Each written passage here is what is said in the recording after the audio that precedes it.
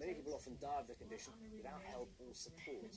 Sicklekan community interest raises awareness of the condition, and its founder is Salami. Welcome to the programme. Hello. Tell us first about sickle cell disease and how it affects people. Well, sickle cell is like a genetic disorder. It's hereditary, so it's passed on from parent to child. It normally it's a 1 in 4 chance if 2 people with sickle cell trait have children together for it to be passed down. Sickle cell varies from person to person. You can have people that have very mild symptoms, and you can have people that they've been through hospital admissions, they can barely walk, move, they've had very, very bad, serious sickle cell crisis episodes. So it's a situation where if it's not managed properly, it can be fatal and it can kill. It's also a particularly London situation. You see that London accounts for 3/4 of all admissions in England.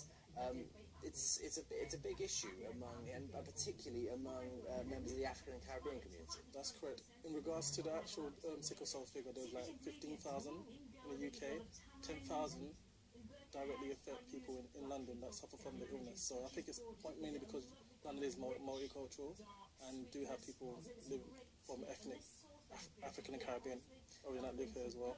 And it's also particularly among men. I mean, the largest rise has been among men between 40 and 49. So what it seems to me is there are lots of statistics that are out there about how it affects people, but there's still not enough, you think, not enough studying done in the actual illness itself. Definitely, like those figures there were just from 5 years ago, as there's not enough figures, not enough research into the condition, and it kind of correlates into how people with sickle cell are treated in the workplace, education institutions, local education authorities.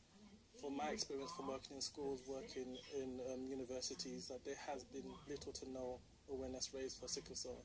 That's the main reason why I set up this community interest group. Because being a sufferer myself, I felt as if there was no support, and because it's a silent killer, most sufferers tend to channel their frustration internally. They don't speak out about it. They don't tell their friends or family about it. So the support available is very limited and minimal. And due to sickle, because there's other some complications as well as the whole suffering from sickle cell, you can have chronic back and hip pain, lung problems of the abdominal. It's just so many other complications as well. Do you think there needs to be more known among the communities as well? Because I mentioned it's prevalent particularly in African and Caribbean communities. Do you think more could be done within those communities to understand it? I think the first thing that we need to start talking about the condition, because right now it's not being talked about, so we can't raise awareness if there's nobody talking about the issue. So what we're trying to do, try and get people to talk about it, try and get people to understand, with a little bit of empathy, probably try and destroy the common myths about sickle cell being mainly a black illness, because it does affect other races and other cultures as well. And also try and get the stigma attached to it a bit, removed, so people can actually feel comfortable and confident to talk about having a condition. So that's the sort of societal issue. What about the medical issue? Do you feel there's enough being done to research into how to spot it early, how to combat the disease itself? In regards to sickle cell, it's actually been well known for over 100 years, and there's been little to no medical advancements in regards to that. There's no universal cure in regards to sickle cell, having sickle cell, and the treatment is very limited. Mainly we only do pain medication. There's nothing to do with actually stopping crisis episodes and managing the pain specifically. I feel as if when it comes to research, it's very limited. There's not much breakthrough. The only cure at the moment in time is a bone marrow transplant, which is very risky, and the mortality rates is just very high in regards to that aspect. And just finally, if people do want to find out more, you want to get the message out there, how can they? Well, first of all, I feel as if, start talking to your family members, start talking to your friends, do everything that you can to get your sickle cell story out there. And I feel as if the first thing that we need to break this circle of silence, get people talking, schools, events, community projects, just get the conversation flowing so we can actually get investment and get funding and get more funding in regards to looking for a global cure for the illness.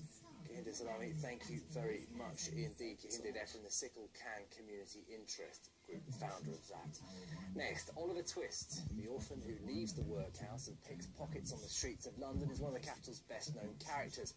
It's the character of his gangmaster Fagin who's inspired a new adaptation of Charles Dickens' famous novel. the avant-garde dance company have put their spin on the classic tale.